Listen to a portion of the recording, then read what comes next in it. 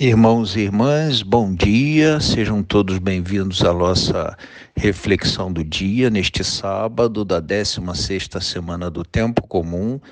Temos acompanhado ao longo destas últimas semanas o ciclo de Moisés, a leitura do livro do Êxodo. Hoje nós chegamos a um trecho bastante interessante, aquele em que Moisés apresenta a lei ao povo e faz isto de duas formas. Primeiro, de uma forma que parece um pouco mais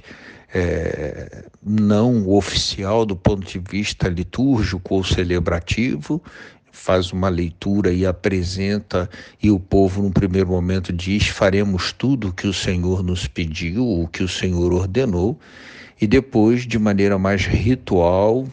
segundo uma liturgia, com aspersão, com o sangue, oficializando também do ponto de vista litúrgico, celebrativo,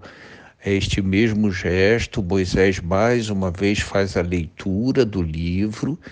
e o povo diz: faremos tudo o que o Senhor nos pede. Faz isso de maneira não muito formal e depois de uma outra maneira cultica, formal, litúrgica. O interessante é que marca esse texto a primeira relação, a primeira escuta, no primeiro contato com as leis, no primeiro contato com a condição da aliança, uma boa vontade da parte do povo e, portanto, um desejo de viver, de cumprir, de manter essa relação com o Senhor. Fica claro que parece que as condições impostas pelo Senhor, do ponto de vista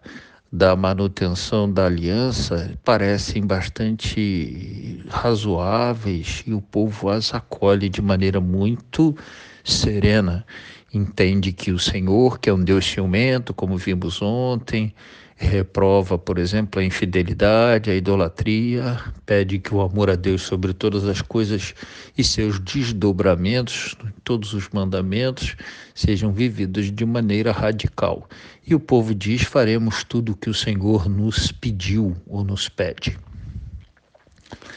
A gente sabe que ao longo da história da salvação não é exatamente isso que acontece, mas eu quero marcar essa boa vontade inicial, esse desejo sincero, reto do povo de viver a aliança.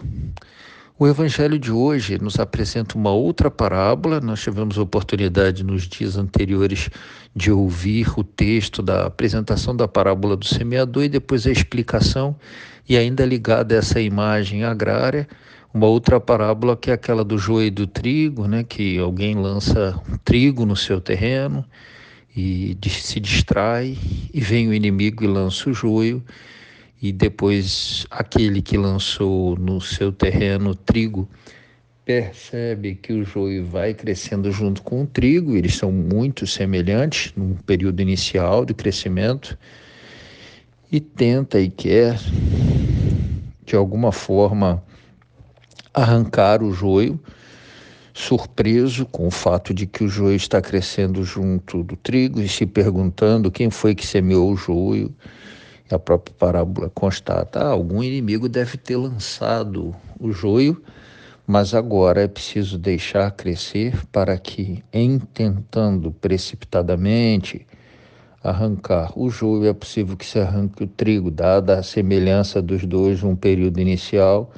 e só num outro momento, mais tarde, é que se vai poder, então, discernir com clareza quem é trigo e, portanto, produz fruto, e quem é joio, só cresce, mas não produz fruto. Entendo que exista uma relação bastante interessante entre esses dois textos, no que diz respeito exatamente à boa vontade inicial, nem sempre corresponder ao longo do processo ao que a gente vive ou aquilo que a gente põe em prática. Se a boa vontade inicial em relação ao terreno, lançando nele trigo, mas a seguinte distração permitiu com que o joio também fosse lançado lá.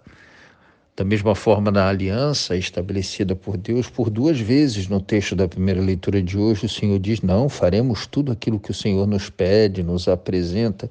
Nos parece tudo muito razoável, mas não é bem assim ao longo da história da relação de Deus com aquele povo. Penso que é alguma coisa que a gente precisa muito observar em relação à nossa vida, até a imagem recente que nós tivemos ao longo dessa semana da parábola do semeador, dos tipos de terreno,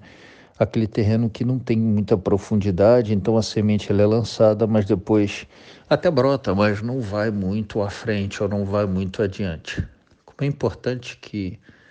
a gente comece bem, persevere e termine, conclua com a mesma força, com a mesma graça,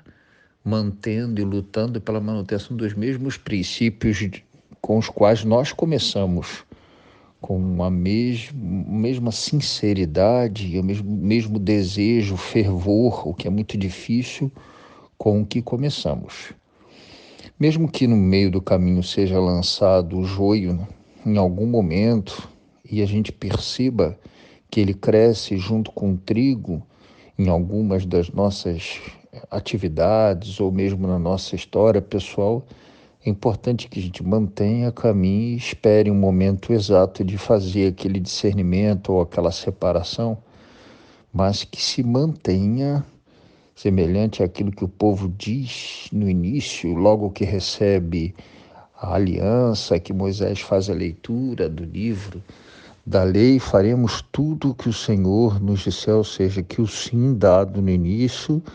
vá conosco ao longo de toda a trajetória e chegue conosco até também a conclusão desta nossa travessia. Desejo a todos, portanto, um dia abençoado, que não nos falte essa força da perseverança, a paciência para lidar algumas vezes com o joio semeado no meio do nosso trigo e o discernimento para a hora certa de fazer essa separação com segurança, retirando o joio e permitindo que permaneça o trigo. Um dia abençoado para todos.